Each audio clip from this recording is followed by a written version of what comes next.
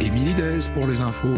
Bonjour Christophe, bonjour à tous. Qui va entrer au gouvernement? Qui va en sortir? Réponse tout à l'heure. Elisabeth Borne disait vouloir la meilleure équipe. Premier conseil des ministres lundi. Les passations de pouvoir se dérouleront tout le week-end. Après l'Espagne, le Portugal ou le Royaume-Uni, un premier cas de variole du singe a été détecté en France, en région parisienne. Le malade est un homme de 29 ans, sans antécédent de voyage dans un pays où circule le virus.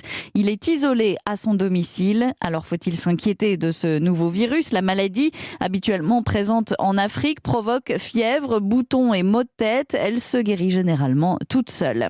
Les urgences en détresse, faute de soignants, au moins 120 services d'urgence sont forcés de fermer ou de réduire leur activité selon SAMU Urgences de France. 14 des 32 plus gros hôpitaux français sont concernés.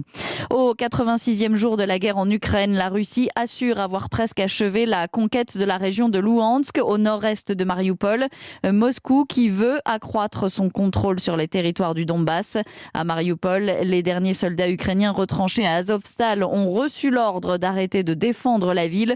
Plus de 1900 d'entre eux se sont rendus, assure le ministère russe. Ils étaient retranchés depuis des semaines dans les galeries de l'aciérie.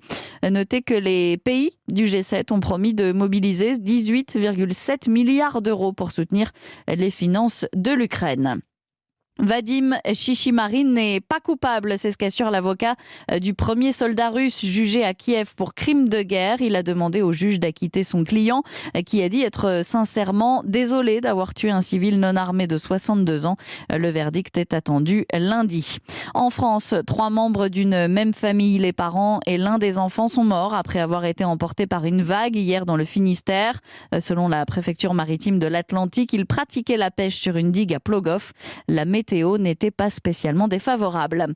15 départements du nord de la France sont toujours en alerte orange aux orages. Du nord à l'Île-de-France, l'Eure et la Seine-Maritime sont repassés en jaune. Des orages qui pourront s'accompagner de fortes rafales de vent. Une enquête ouverte après l'altercation entre Patrick Vieira et un supporter d'Everton. L'ex-bleu est désormais entraîneur en Angleterre, l'a mis au sol avec un coup de pied après avoir été pris à partie.